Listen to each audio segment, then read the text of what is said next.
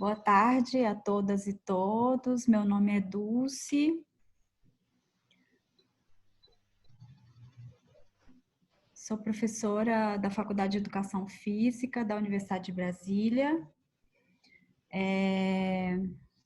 do programa de pós-graduação em Educação Física e coordeno o Núcleo de Estudos do Corpo e Natureza, NECOM, que é um grupo de pesquisa criado em 2002 na Faculdade de Educação Física da UNB, e desde então vem desenvolvendo um conjunto de pesquisas sobre corpo e políticas públicas.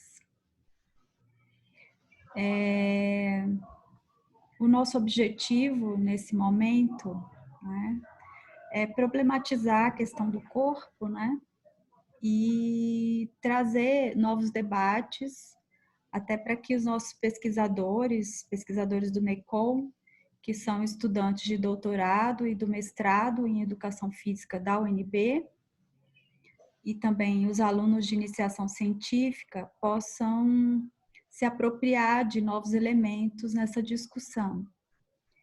E, em função disso, nós trouxemos hoje para nosso debate o professor Eduardo Gallach, que eu conheço desde das reuniões do Colégio Brasileiro de Ciências do Esporte, né, do Combrace. E o professor Eduardo, ele é um interlocutor indireto, né? Acaba sendo um interlocutor indireto do nosso trabalho. Então, queria dar as boas-vindas e vou apresentar rapidamente o professor Eduardo, para que as pessoas que não conhecem o conheçam melhor, né? É importante registrar que o professor Eduardo Gallach tem uma vasta produção, né, e é um importante pesquisador da América Latina, né? Então, em função disso, junto com a pós-graduação em Educação Física da UNB, a gente está desenvolvendo esse seminário, esse conjunto de seminários, são vários seminários, né? Os primeiros no mês de junho, primeiramente, quem está abrindo esse debate é o professor Eduardo Gallach, né? A gente está chamando de conferências internacionais. E, na sequência, a gente vai ter, na próxima semana, o professor Dietmar Witzel, que é um professor alemão, sociólogo, e que vai discutir a questão da pandemia no Brasil, na Alemanha e no Brasil, fazer uma espécie de comparação, né? E hoje a gente está abrindo aqui com o nosso colega, né, argentino, então um grande prazer. E eu vou falar rapidamente um pouco do currículo do professor e logo na sequência passo a palavra para ele. A gente combinou o seguinte, combinei com o Eduardo que ele falaria 40 minutos, mais ou menos, né? Teria mais ou menos 40 minutos para falar, assim, não tem um tempo restrito, né? Deixar o professor bem à vontade, mas assim, até para ele não ficar tão cansado, sugeri 40 minutos de fala. Na sequência, a gente abre para o debate, que eu vou mediar, né? Então as pessoas tanto podem fazer, peço para os meus pesquisadores do NECOM me ajudarem também nas perguntas, né? Nesse encaminhamento das perguntas no bate-papo, quem não quiser falar pessoalmente. Mas a ideia é que todo mundo possa ter direito, né, a falar e a trocar ideias, enfim, né? Gostaria que a gente tivesse mais ou menos aproximadamente, no máximo, umas 2 horas, né, de debate juntamente com a conferência do professor, e consciente de que a gente vai ter outros momentos, outras oportunidades para estar junto aqui e trocar ideias, né? Esse é muito mais o nosso propósito, trocar ideias e trocar conhecimentos, ok? Então, eu vou ler o currículo. Professor Eduardo Gallach, ele é professor de Educação Física, com mestrado Magister, acho que é mestrado, né? Em Educação Corporal, é doutor em Ciências Sociais pela Universidade Nacional de La Plata, Argentina. Doutorado, fez um pós-doutorado em Educação, Conhecimento e Integração Social na Universidade Federal de Minas Gerais, aqui no Brasil. Na atualidade, ele é um investigador adjunto do CONICET, na Argentina. Exerce a docência atuando tanto na graduação quanto na pós-graduação. É autor de diversos livros, eu vou citar alguns. Educar los cuerpos al servicio de la política, cultura, física, higienismo, raça e eugenesia na Argentina e Brasil. Um tema bastante pertinente para nós hoje, né, brasileiros na atualidade, que estamos sofrendo as consequências de uma proposta eugênica, né, do atual governo. E organizador de outra obra, Corpo e Educação Física, né, Perspectivas Latino-Americanas para pensar a educação de los cuerpos. Outra obra do professor é Corpo, Educação Política, Cuerpo, Educação Política, Tensões Epistêmicas, Históricas e Práticas. Outra obra, Sentidos e Práticas sobre a Educação e os Usos del Cuerpo, Intercâmbios Acadêmicos entre Argentina, Brasil, Colômbia e Uruguai. E Le Pieghe del Cuerpo, que é uma obra publicada pela Mimesis na Itália em 2019. E, por último, por derradeiro, o professor tem uma publicação já desse ano, de 2020, por uma epistemologia da educação dos corpos e da educação física, que é uma publicação da Universidade Federal do Rio Grande do Norte, no Brasil, acredito que da coleção dos 40 anos do CBCE, né, do Colégio Brasileiro de Ciências do Esporte. Isso.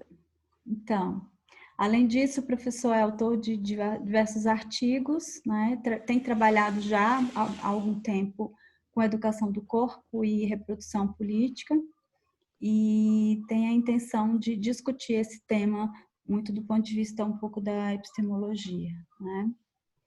E aí ele pediu para eu falar uma coisinha que eu achei super bonita, né?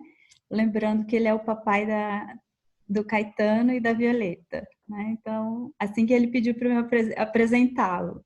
Então, bem-vindo, Eduardo. É um grande prazer contar com você aqui hoje, né?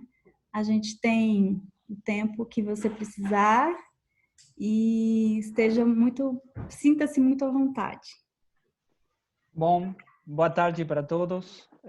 Obrigado, Dulce, pelo convite, pelas palavras. Efetivamente, a minha melhor produção a única coisa que eu não posso colocar no currículo Lattes, que são meus filhos, que dá mais trabalho que tudo outro.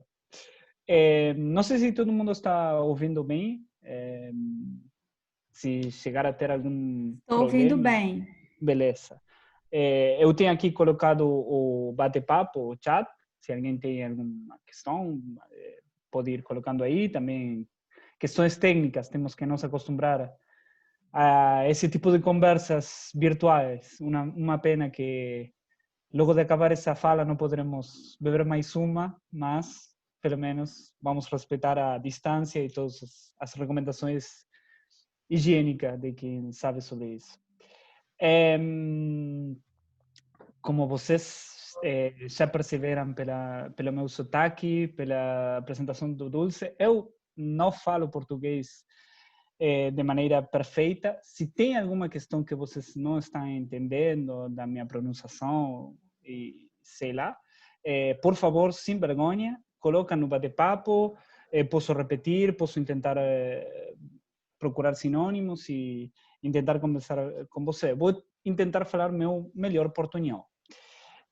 Bom, aproveito a agradecer muito o convite, a Dulce como cabeça desse grupo, mas para todos, para todo o NECOM, para todo o grupo aí que trabalha com você. Também cumprimento, tem vários aí, pessoas que eu conheço que estão acompanhando, Diana, William, também estava por aí Mariano, alguns colegas com quem eu trabalho por aqui. Então vai ser um encontro mais latino-americano, um pouco argentino-brasileiro em algumas coisas. Dulce, eu vou pedir para você que me coloque como host para que eu possa compartilhar a tela. Assim eu começo a minha apresentação. Ok, um minuto, Eduardo. Sem problema. Aproveitando essa pausa, pode todo mundo, um minuto pelo menos, ligar o vídeo? Assim eu não me sinto falando com letras, apenas com letras. Pelo menos um sorriso, pelo menos conhecer os rostos. Uma pena que não podemos estar juntos, mas aí, obrigado todo mundo. Somos muito aí. Vou fazer um... Tamo junto. Tirar uma foto, tá, pessoal? Beleza. Podia Luísa Aguiar dos Anjos e Juliane Batista, que estão apagadinhas. Professor Aldo Azevedo, tá apagadinho também, mas podia ligar a câmera. Acho que tem vários envergonhados. Também outros que não sei se estão entendendo o nosso português. Para os que argentinos. Nossa, seu português é ótimo comparado com o meu espanhol. Puesto, professor.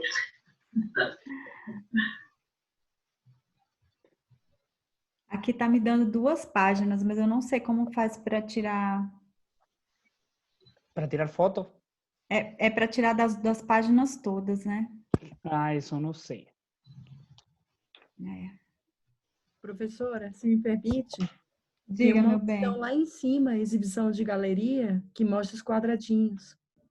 Então, direito, bem lá em cima.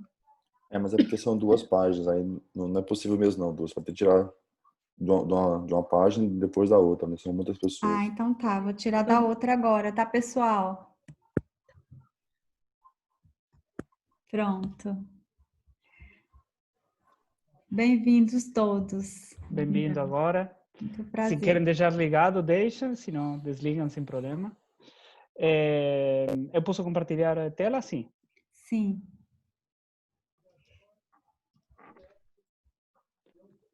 Só um minuto.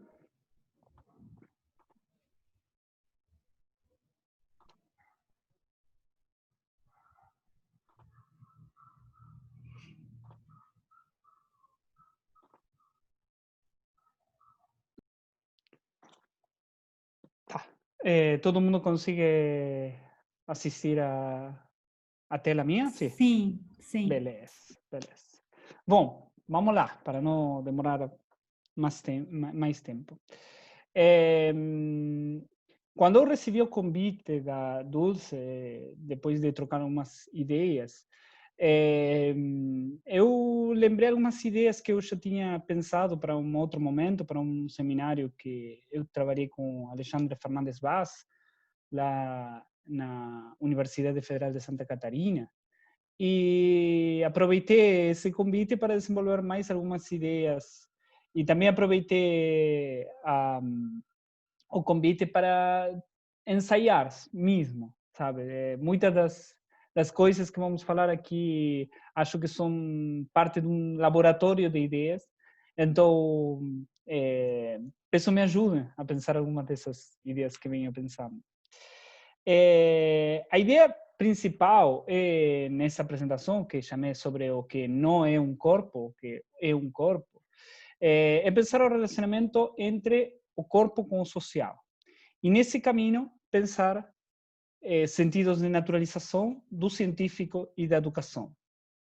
E nesse caminho, pensar algumas maneiras de reprodutibilidade política a partir de uma reprodutibilidade técnica de uma fonte que eu trabalho comumente, como são o cinema documentário. Então, eu vou trabalhar com algumas imagens em movimento, algumas imagens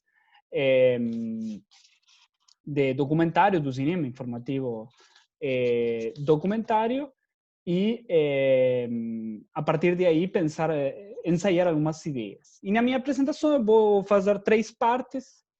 Uma primeira na qual eu vou retomar uma ideia clássica, mas por ser clássica não significa que não devamos pensar, que é a ideia do relacionamento entre corpo e natureza, principalmente argumentando uma ideia que acho que todo mundo vai estar de acordo, que o corpo não é natureza, mas ao mesmo tempo, do outro lado, da outra cara da moeda, pensar também aquela frase já muito desenvolvida, pelo menos nas redes sociais, da ideia do corpo como uma construção social. Então, eu vou também fazer uma série de apontamentos sobre essa ideia do corpo como construção social, para chegar a uma segunda parte, onde eu vou apresentar algumas fontes, vou pensar sobre essas fontes, pensando que o relacionamento entre corpo social e natureza está condicionado por o que podemos dar em chamar, o que eu dou por chamar, uma homogeneização das percepções do corporal. Isso é, não que o corpo seja homogêneo, sino que as percepções que temos sobre o corpo se homogeneiza a partir de uma naturalização de algumas questões do social, e isso tem como efeito uma universalização estética. Então, vou desenvolver um relacionamento entre política e estética a partir de questionar não somente que é um corpo, mas também que não é um corpo. E, por último, vou chegar a desenvolver algumas questões sobre o relacionamento entre algumas considerações finais, vamos dizer assim. Eu coloco aqui. Tá, vamos lá.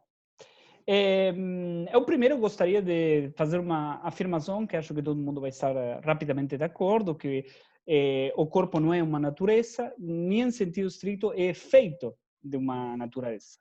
Boa parte das discussões científicas do século XIX e pelo menos princípios do século XX tem no fundo, tem no pano de fundo, o debate sobre se o corpo é natureza ou é cultura. No caso argentino, por exemplo, isso tem quase nome e sobrenome, que é o debate entre civilização e barbárie. O corpo é da civilização ou o corpo é da barbárie? O principal livro político da história do século XIX argentino tem esse nome. Facundo, Civilização ou Barbárie, de Domingos Faustino Sarmiento, um presidente da Argentina considerado o pai das aulas na Argentina. Mas o que está no pano de fundo em todo esse debate é se o corpo é feito de uma natureza ou é feito de uma cultura. Além desses debates, o que poderíamos dizer é que o debate não está o que o corpo é ou o que o corpo não é, sino como o corpo opera, como o corpo é no sentido prático.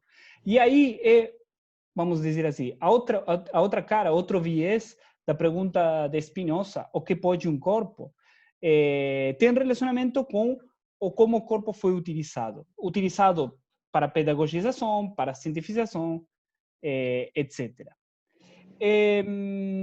Nesse sentido, apenas como uma rodapé, mas importante, nesse sentido é que se entende o nascimento da educação física.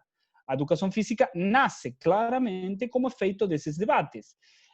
Nasce como efeito de um debate que intenta pensar, bom, como culturizar a natureza? Como você sabe, educação tem um sentido relacionado com a cultura, ao físico, bem do grego, da natureza. Então, o debate inicial da educação física foi como culturizar essa natureza. Mas aí tem um primeiro problema, que é a natureza tem as suas próprias leis, as leis da natureza. E então, como fazer para culturizar, para ser algo que não é da cultura, trazer para a cultura? Aliás, essas perguntas que não serão temática específica, as respostas a essa pergunta são sempre num sentido científico. Num sentido científico como retórica legitimadora, que implica, de alguma maneira, desenvolver o que um corpo como uma resposta moral ao respeito. Então, dizer que algo é científico acaba sendo muito mais uma retórica científica legitimadora, quer dizer, isso está cientificamente comprovado.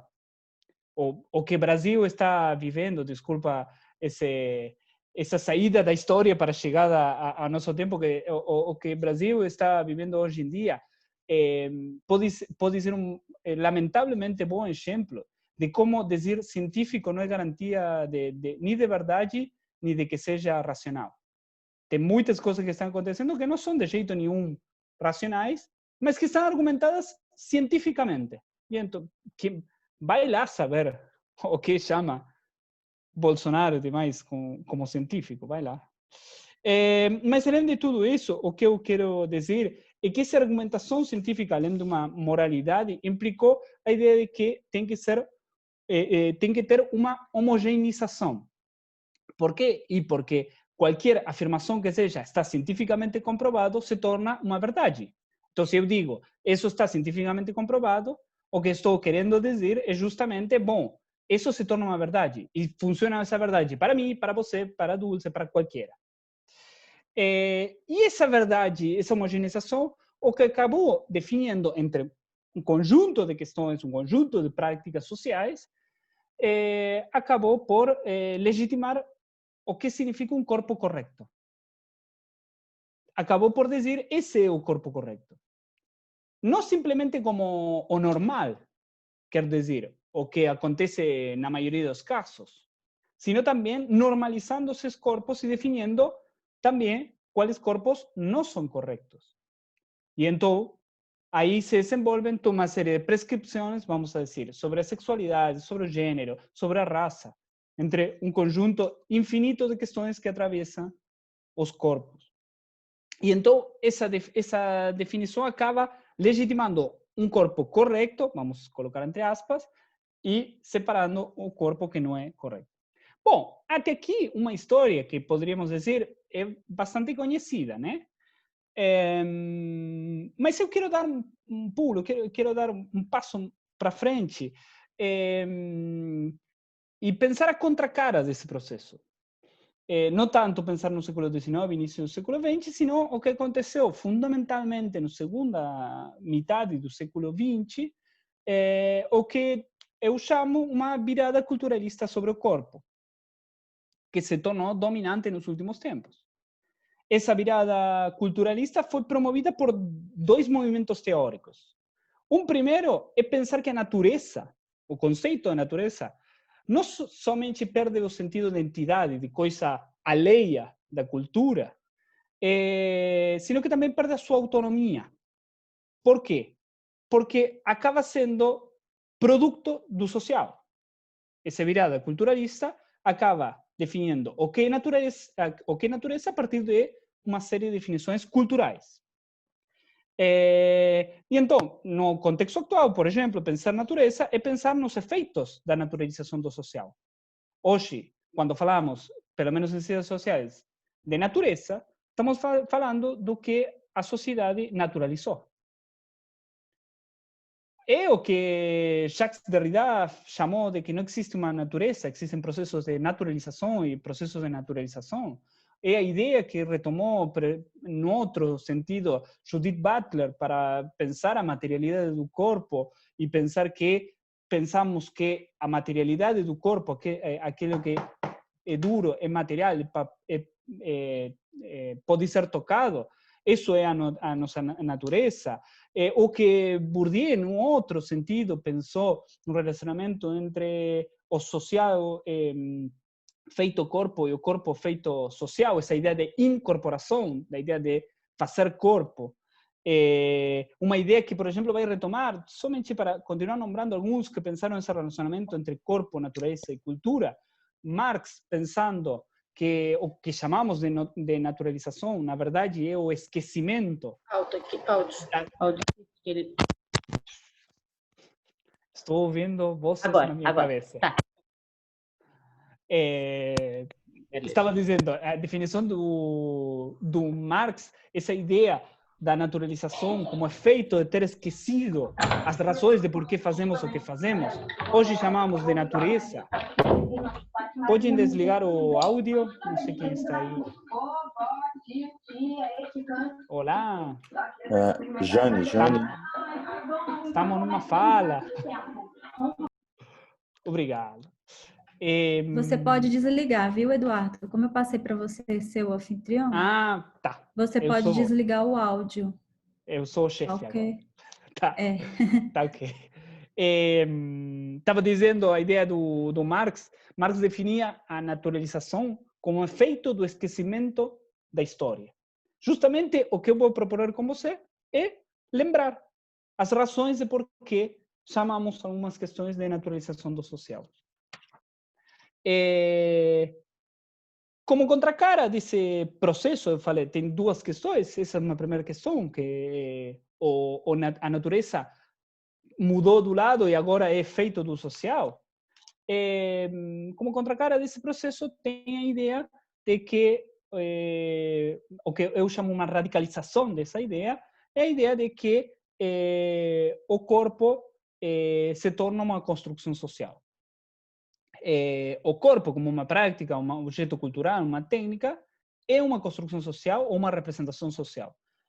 Não sei se já passou ou vai passar, por exemplo, sei que foi convidado David Le Breton, ele define o corpo, por exemplo, desse jeito. Vamos passar. Bom, o que eu quero dizer... Espera que tem várias pessoas aí.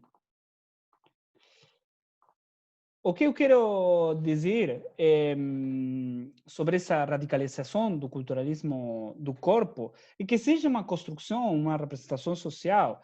Essa maneira de definir o corpo implica uma afirmação, mas que não acaba dizendo muito. Implica apenas uma demarcação, vamos dizer assim, do que o corpo não é. Por quê? Porque dizer que o corpo é uma construção social, o que significa? Quem faz essa construção social? Para quem? É o mesmo em qualquer contexto? Então, a priori, para dar um primeiro passo, dizer que o corpo é uma construção social implica pelo menos 3 negações, pelo menos 3 coisas que vai negar. A primeira é pensar que o corpo é oposto a algo dado de antemão, algo feito, algo a priorístico. É o que comumente chamamos natural, algo que foi feito e que esquecemos a história de por que foi feito dessa maneira. Então, a virada culturalista vai dizer que o corpo, como construção social, significa uma negação de que o corpo é estritamente natureza. Essa seria uma primeira negação. Uma segunda negação é dizer que o corpo é ex nihilo, quer dizer, não vem da nada, vem de algo, de quê? De construções sociais. E a terceira das negações é que o corpo não é permanente, é contingente. Por quê? Porque é feito de construções sociais. Até aqui, todo mundo acha que pode seguir a ideia.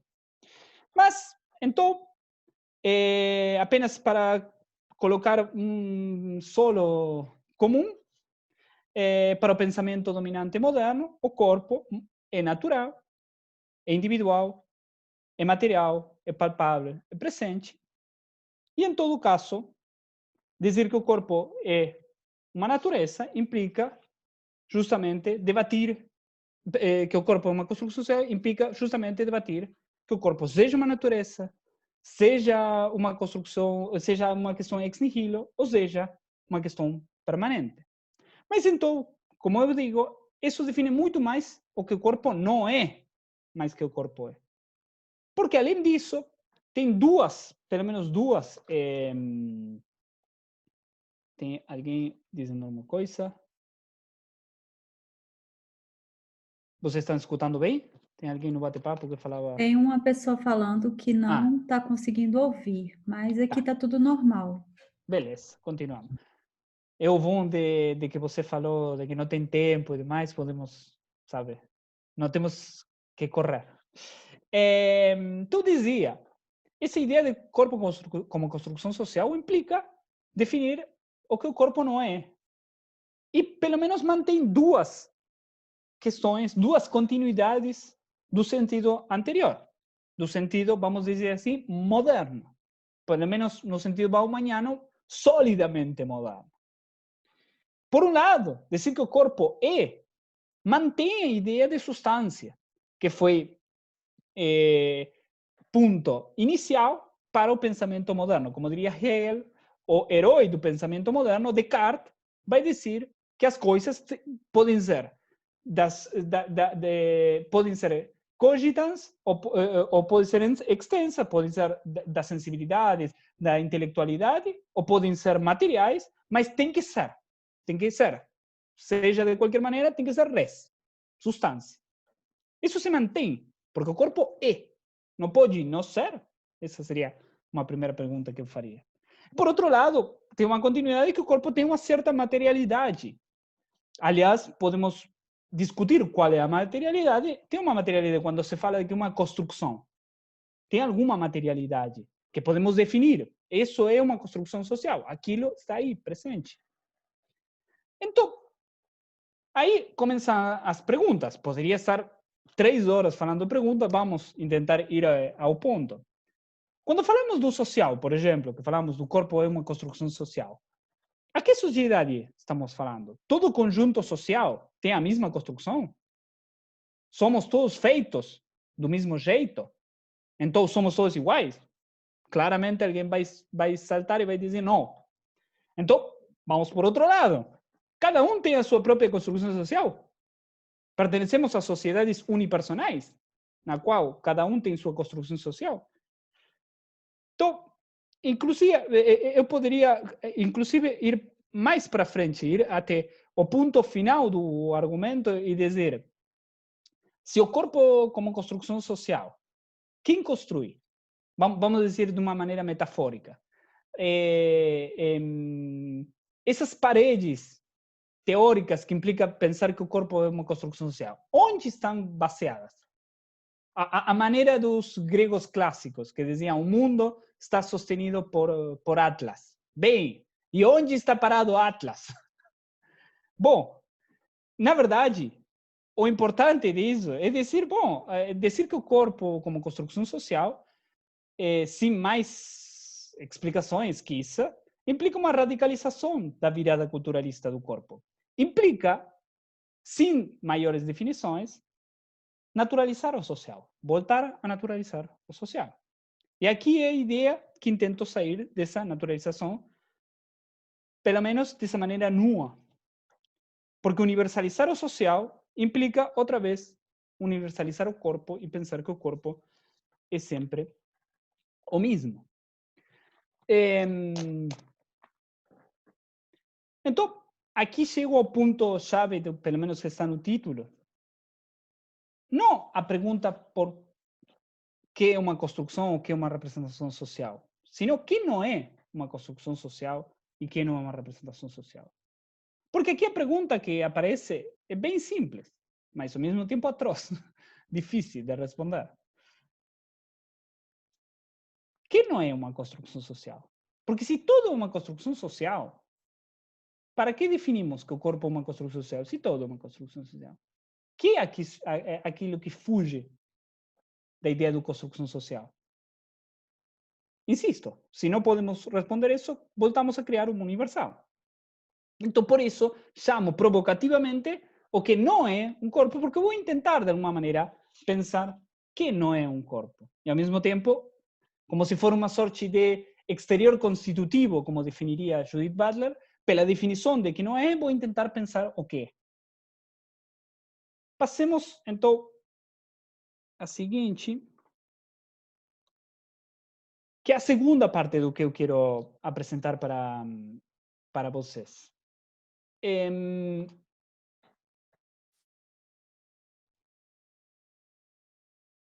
Primeiramente, o que eu quero começar por dizer é que essa definição da construção social implica mais um ponto de partida que um ponto de chegada. Isso eu vou fazer uma rodapé acadêmica. acabar um paper, acabar uma tese, acabar uma dissertação, ou incluso um TCC, qualquer coisa, dizendo o corpo é uma construção social, acho que esse deve ser o ponto de partida, não de chegada. E então, o que eu quero pensar é, bom, chegar a um ponto de dizer isso é uma construção social, aquilo que vou analisar, implica partir de pensar que existe uma homogeneização das percepções do corporal.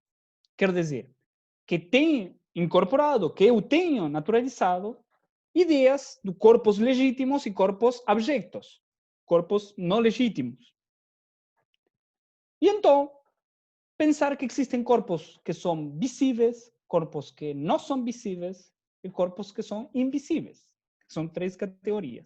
Ou, de outra maneira, para pensar como penso com Alexandre Fernandes Vaz, como fazer para capturar o espírito da época sobre o corpo.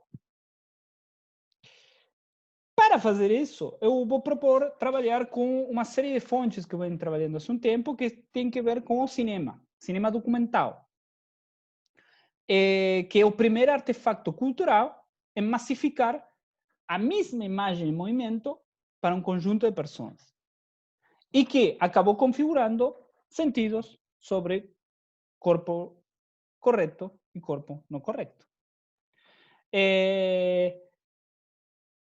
Eu vou, para não demorar muito mais, eu vou colocar as imagens, vou falar em cima, tá? Eu imagino pela conexão, peraí, vamos funcionar. Vai ir bem devagar, vocês vão ver a imagem, acho não tão corrida, mas é a maneira que tenho para trabalhar com vocês. Estão vendo bem? Sim. Beleza. Decía, vou deixar do fundo algumas imagens que eu venho trabalhando. Por exemplo, essa que vocês têm aqui, O Homem da Câmara, Člověk kino aparatom, de Dziga Vertov, em 1929. Logo vai ver Olímpia e algumas outras coisas mais, que são imagens documentais. O que eu quero pensar é como se documenta o corpo correto. O que está dentro da câmara, como aquilo que pode ser mostrado massivamente. E, porém, o que está fora da câmara, aquilo que não. Vamos fazer como rodapé e dizer quanto da sociedade brasileira está na tela da Band, nas novelas, às 9 e 10 da noite. Agora esqueci a que horário é. Quantos? Bom, claramente um recorte da sociedade brasileira, como um recorte de qualquer país, tem nas suas novelas. E então, o que eu quero pensar é que essas imagens, além de ter sido mostradas documentalmente, tem uma ideia detrás. O que Gilles Deleuze chama de uma ideia, que é a montagem das imagens. Por que foram colocadas assim? Essas que vocês têm aí, que de fato é a ideia mais experimental que estou desenvolvendo, tem que ver com o cinema russo de Dziga Vertov, no qual ele vai jogar muito com trucos da câmera e demais. Logo tem outras imagens que não vou me dispor a falar especificamente das imagens, porque estaríamos todo o tempo, mas além dessas imagens de filmes, como O Homem da Câmara, logo depois vou colocar algumas coisas da Olímpia, da Festa da Beleza. Também trabalho com cinejornais, que foram uma modalidade que agora não existe mais, que foi a primeira vez que se massificou as notícias da semana, porque demoravam bastante em fazer, e quase todos os países tiveram. Por exemplo, o Cinejornal Brasileiro foi o nome mais oficial do Brasil, e que implicaram o que eu chamo de uma retórica oficial. Na verdade, eu não chamo. Bourdieu chama de uma retórica oficial. Que quer dizer, são discursos não necessariamente oficiais, não estatalmente oficiais, mas que acabam funcionando como legítimos, logo como oficiais e, por último, como universais. Não por acaso o grande historiador Paulo Antônio Paranauá, o brasileiro Paulo Antônio Paranauá, chama de esse tipo de imagens um ritual de poder, que tem reemplazado a realidade por formas da realidade. E então achamos que o documental narra a realidade quando, na verdade, performativamente uma nova realidade. Esse, por exemplo, são imagens da mesma época. Estou pegando imagens da década fim da década de 1920 e 1930, porque é o momento no qual o cine se transforma massivo. E logo, como eu dizia, vou mostrar algumas imagens dos jornais francês, argentino, teria mais, mas vamos a ir um pouco mais rápido para não demorar mais. O que eu quero plantear do fundo é que a reprodutibilidade técnica dessas imagens acabam fazendo uma reprodução política do que um corpo é. Por exemplo, vocês poderiam dizer por que eu escolhi essas imagens e não escolhi outra. Bom, na verdade, a principal razão pelas quais eu escolhi essas imagens tem a ver porque me chamaram a atenção. Eu não quero cair num subjetivismo, mas isso é a verdade. Me chamaram a atenção. Achar imagens, por exemplo, de homens nus banhando-se entre si, sem nenhum tipo de conotação homossexual, ou no caso anterior, mulheres nus, distintos tipos de práticas. Essas são imagens que circularam na cultura popular sem nenhum tipo de atenção, de questão particular sobre isso. E então, o que eu quero pensar com isso é que esse estranhamento pelo qual me chamaram a atenção é um estranhamento por, na verdade, dois motivos. Me chama a atenção porque não é o que eu esperaria naturalmente das imagens que eu veria. Esses são cinejornais da França. Não? E vocês vão ver algumas questões engraçadas, vai ver nus, vai ver beijos sem nenhum tipo de conotação sexual. Mas me chama a atenção porque são coisas que eu não esperaria ver na década de 20, 30, como questões normais, como a realidade.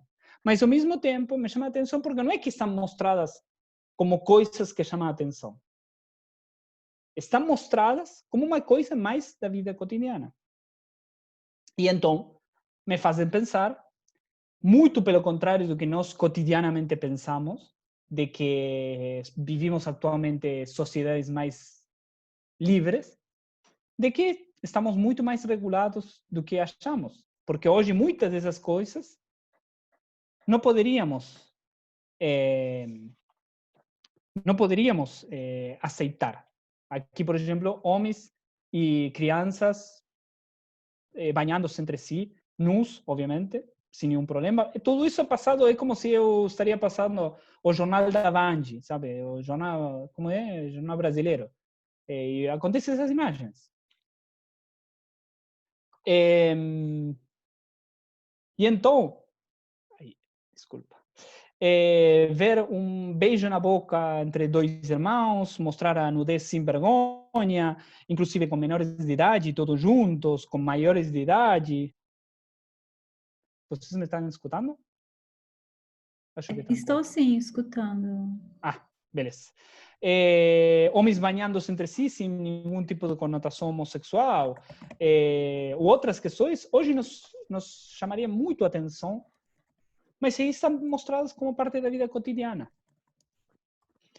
E então, essa questão que pode nos parecer engraçado dessas imagens, esse estranhamento, fala muito mais das questões que nós temos incorporado como homogeneização do corpo, do que nós esperaríamos ver num jornal, por exemplo. E que colocam, por exemplo, nessas imagens, um debate sobre o lugar do corpo como público ou como privado. Debate que na atualidade tem muito, muito a ver, por exemplo, com o que tem que ver com isolamento, com a pandemia. O corpo meu, eu posso decidir, o corpo coletivo. E então, aparece essa ideia de que o corpo tem um corpo coletivo e um corpo individual, e que isso é sinônimo de um corpo público e um corpo privado. Mas aqui vemos como, em sociedades mais antigas, as nossas sociedades, podemos ver questões que nos chamariam a atenção e que são do ordem do público, que hoje seria do ordem do privado. Questões que não mostraríamos tão livremente. E isso também impacta numa ideia que está bem colocada por vários autores, que existe uma ideia de um interior e um exterior de um corpo. Algo que tem que ver com as sensibilidades mais individuais, uma questão mais ligada às subjetividades. tudo isso é feito de uma naturalização do social, de ter naturalizado o social no corpo.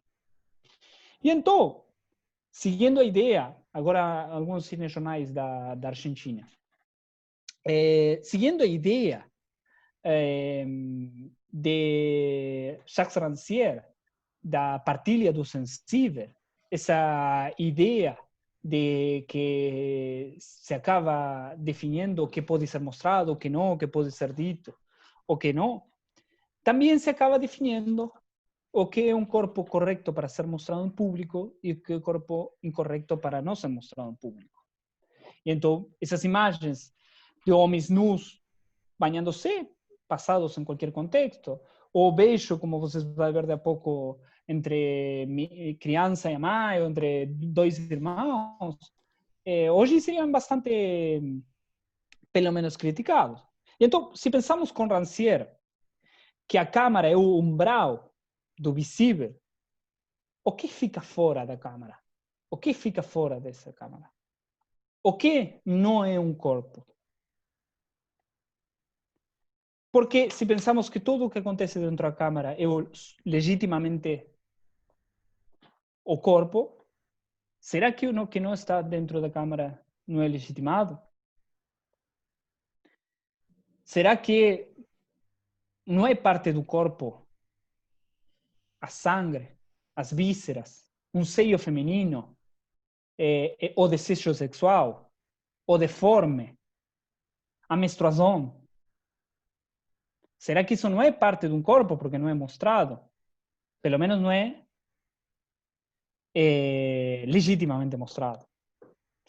E o que está do fundo é que essa reprodutibilidade técnica que gera nas imagens gera uma reprodução política que acaba por estabelecer uma homogeneização do corpo e uma universalização estética que faz nós pensar.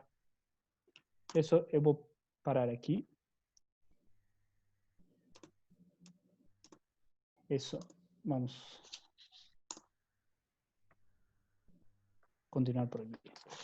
E já para fechar, duas questões que eu quero fechar antes de começar o bate-papo, que é a parte mais interessante. Primeiro, dizer que um corpo é uma construção social é um vazio conceitual, como diria Ernesto Laclau. Se, como fala Agamben a partir da sua leitura de Aristóteles, o uso faz da coisa um objeto, uma coisa sem obra, incluso oposta à política, dizer que o corpo é uma construção social esquece as potencialidades da construção do próprio corpo. Não as nega, mas esquece, ubica as potencialidades do corpo por fora do social. O que quero dizer com isso? É o social o que construiu o corpo, mas não é o corpo o que construiu o social, pelo menos pela essa virada culturalista do corpo. Aceitaríamos, nesse grupo aqui, aceitaríamos que o social é uma construção do corpo? Vamos mudar as regras do jogo. Aceitamos que o corpo é uma construção social. Aceitaríamos que o social é uma construção do corpo? Possivelmente quem vai curtir mais com ideias fenomenológicas, mais ligadas à corporeidade, pode estar muito mais afim dessa ideia que quem curta ideias mais estruturalistas.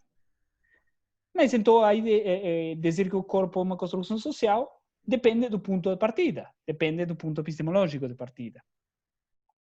Porque dizer que o corpo é uma construção social, sem nenhum tipo de explicação de qual sociedade, quem construi, para quem construi, é uma radicalização da virada culturalista do corpo que esquece, solapa, oculta, deixa debaixo do tapete o que o corpo faz.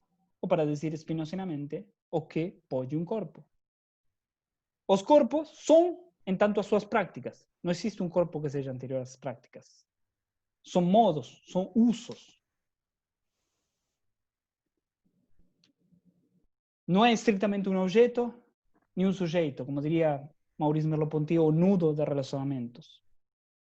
Mas, por outro lado, ao respeito do que vinha dizendo, essas imagens não foram produzidas para a câmera. Foram registradas para a câmera, mas não foram. Com o qual uno pode dizer isso faz parte de uma realidade, um espírito da época. Mas todas as imagens passaram pela montagem. Então, sim, tem uma questão ficcional, inclusive sendo documentários. E então, vejo esta conversa que estamos fazendo, dizendo que, se, como diria Vertov, o diretor do primeiro filme que eu mostrei, O Homem da Câmara, a montagem é a organização do mundo visível. E se, como diria Jacques Rancière, o cinema, ou pelo menos o enquadramento do cinema, gera um umbral do sensível, do que é correto e que não é correto, que pode ser visto, que não, que pode ser dito e que não. Então, o que temos que criticar não é o que o corpo é, sino repensar aquilo que fica fora do marco da câmara, aquilo que fica fora do marco teórico, aquilo que o corpo não é. Em definitiva, que isso que percebimos como a realidade tem que ser assim, isso é natural, isso, sei lá. Isso que nos produz estranhamento quando vemos algumas imagens históricas, nos parecem engraçadas, nos mostra a materialidade e a permanência da presença das estruturas que hemos naturalizado, que hemos incorporado, que temos feito corpo. É isso. Obrigada, professor.